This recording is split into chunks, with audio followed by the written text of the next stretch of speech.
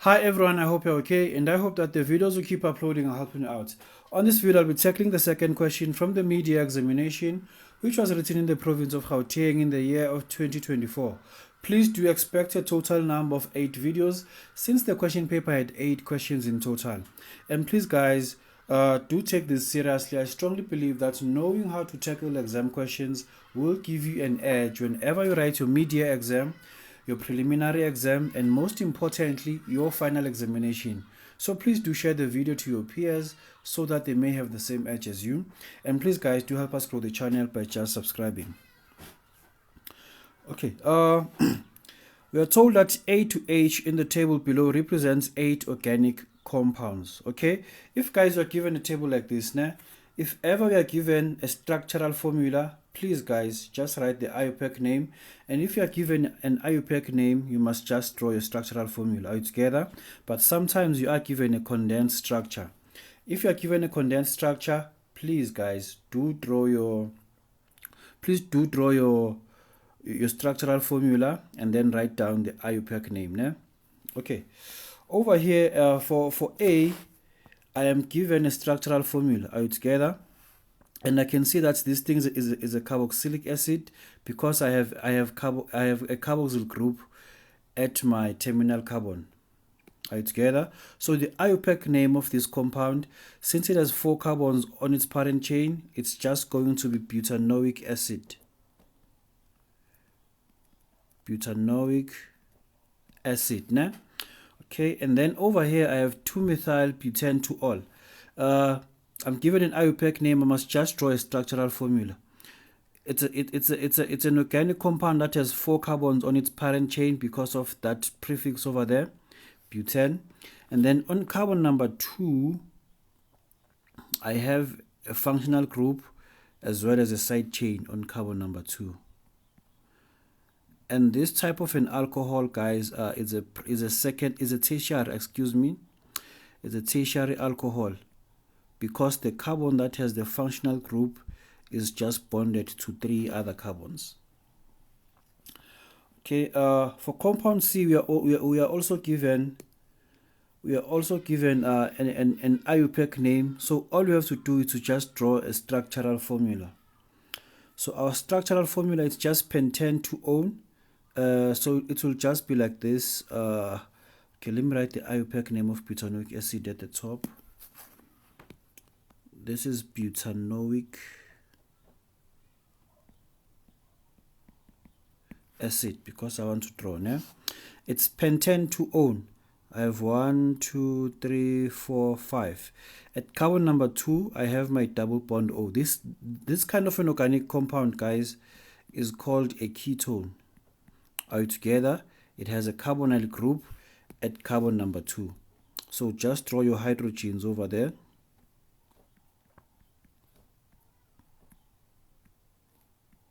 And please guys, make sure that your carbon is always surrounded by 4 bonds.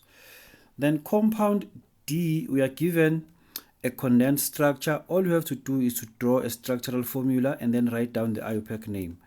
I have CH3, I have CH2, I have a C and an oxygen, and then I have CH2 and the CH3. 1, 2, 3, 4, 5. So the IUPAC name for this guy is just pentane-3-ol. It's also a ketone, guys. It's just a positional isomer of compound C, I believe. Is it compound C? Yeah, it is a functional. It is a positional isomer, not functional, rather, because the double bond O is just placed in another carbon for compound D. Are you together? It's just a positional isomer. And then for compound E, we have butane-2-ol. Butane-2-ol, guys, is an alcohol, because of the suffix ol. And this alcohol of ours has 4 carbons on the parent chain, and then at carbon number 2 rather, I have my functional group. That's how I'm supposed to draw the structural formula. Is an alcohol, and the type of an alcohol is a secondary alcohol because the carbon that has a functional group is just bonded to 2 other carbons. And then I have methyl propanoate. This is an ester. This is an ester, methyl propanoate. 1, 2, 3.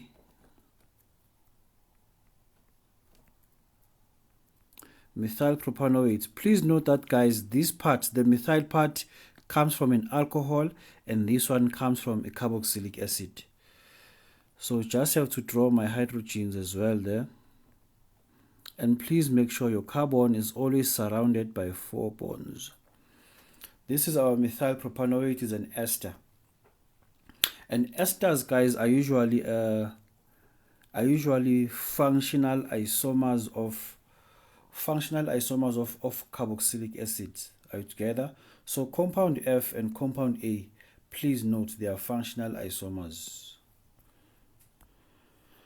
Okay, and then G, 1, 2, 3, 4. G is an aldehyde. Ne? Why is it an aldehyde? Because I can see my formyl group there, or my formyl ion at the terminal carbon. So the name of this aldehyde is just butanal. Okay, and then for compound H, I have a haloalkane. For my haloalkane, guys, for me to name this guy over here, I need to start counting from the terminal that is closer to the substituents. Are you together? So this will be carbon number 1, 2, 3, 4, and 5. Excuse me. So whenever I name my compound, I must start by mentioning this. I must start by mentioning the substituents or the additions to our alkane. Are you together? This is a haloalkane. Is an alkane that has that has an addition of halogens. So the IUPAC name over here, I'll simply say it's 3.4 dibromo, and then 2.2 dimethyl pentane. Are you together? Before, guys, you even answer questions, please, guys, do what I just did, so that you can know each and every compound you are dealing with. You can know the homologous series, the functional group, and probably its isomer as well. Yeah? Okay. Use the table above to answer the question. To answer the following questions. Define the term homologous series. A homologous series, guys, is just a group of organic compounds that have the same general formula and the same functional group as well. The same general formula and the same functional group. Okay, and then 2.2, they want us to consider compound G. They want us to write down the homologous series to which compound G belongs. Compound G, I said it's an aldehyde because we have our formyl ion over there. So it's an aldehyde. Write down the condensed structure, the condensed structural formula of compound G. I simply have CH3, CH2, another CH2, and then I have COH like this. Are you together? CH3, CH2, CH2, and then COH like that. That's how, guys, you could have drawn your structural formula. And then the IUPAC name of the functional isomer of compound G. Aldehydes, guys, are always functional isomers of ketones. Are you together? But remember that, guys, for functional isomers, I must always have the same molecular formula, but obviously different structure and different functional group as well. So for compound G, I have butanal. Are you together? So its functional isomer has to be butane 2-one. Do I have butane 2-one over here?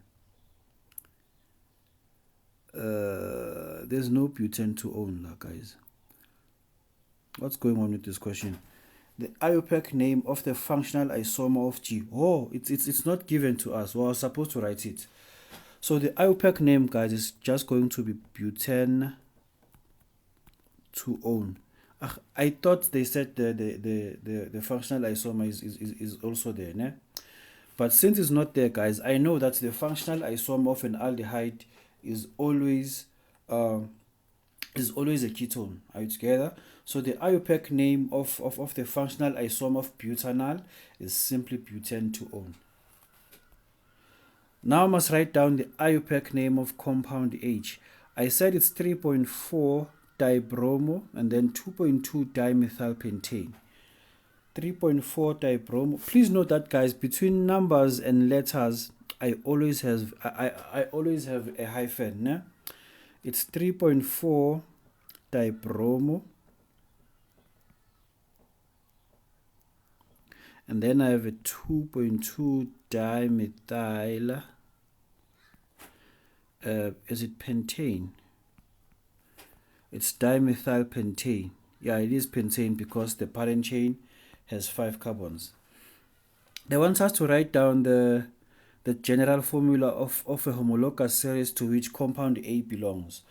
We said compound A is a carboxylic acid, right? So the general formula for carboxylic acid is always CN, H2N, and then O2. Okay, and then now I must write down the letters of the compounds that represent 2 positional isomers. The positional isomer, as I said, guys, is compound C and D. Are you together? Because the only difference is the position of our functional group. In compound C, the functional group is in carbon number 2, but in compound D, the same functional group is in carbon number 3. So these two are just positional isomers. They are just positional isomers. It's C and D. And then they want us to write a letter that represents an ester. I said an ester is compound F, ne? Because of its IUPAC naming, and obviously I checked the suffix over there, ne? So methyl propanoate is our ester. That's compound F. Okay, consider the organic compound B. Organic compound B is 2-methyl butane 2-ol. Let me just write compound B over here just to prevent busy going up and down. Eh? Compound B is 2-methyl butane 2-ol. Okay, they want us to draw a structural formula number 1. So the parent chain has 4 carbons. I'll simply draw 4 carbons as well. And then in carbon number 2, I have my functional group as well as my side chain. Remember that, guys, I've already told you that this type of an alcohol is a tertiary alcohol because the carbon with the functional group is bonded to 3 other carbons. Okay, that's the structural formula. And then the type of an alcohol is a tertiary alcohol. Explain your answer. The reason should simply say the carbon, guys, with the functional group, is bonded to other 3 carbons. This guy over here is just bonded to other 3 carbons over there. That's why it's called a tertiary alcohol. Okay, and then now we are told that hydrocarbons are principal constituents of petroleum and natural gases. A hydrocarbon consists of 81.82% rather of carbon and 18.18% of hydrogen. Okay, they want us to determine the empirical formula of this hydrocarbon. So I simply have a carbon and a hydrogen. Eh? Those are the only things that I have. Okay, if ever, guys, I'm given the percentage, I should always change it into mass. And I know that mass in chemistry is always measured in grams, ne? So the mass of our carbon is just 81.82 grams. And then the mass of our hydrogen is just 18.18 grams. Are you together? And then all I have to do now is to find the number of moles. Number of moles is mass divided by the relative atomic mass number. For carbon, guys, the molar mass is 12, and then for hydrogen, the molar mass is 1. Ne? Okay, so all I have to do is to take the mass and divide it with the relative atomic mass number. I'll simply have 81.82 divided by 12 So this will just give me 6,82, and then 18.18 divided by 1 is just 18.18. Are you together? And then now let's find our ratios. How can I find the ratio? I must just divide these two numbers with the smallest number between them. Ne? So the smallest number is just 6.82. If I say 6.82 divided by 6.82, that looks like a 3 now.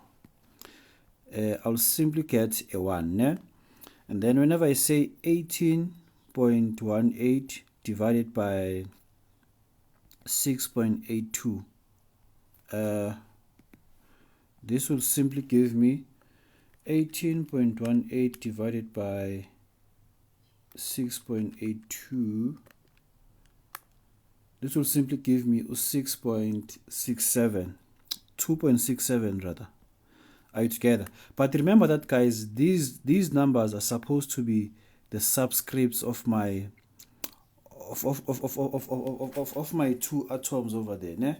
Because I must have Cn and H2n maybe plus 2 or something, ne? But I just need, or rather let me just call them Cn, Cx and Hy. I just need to find the values of x and y. Are you together? But these values, guys, cannot be in decimal form. Are you together, guys?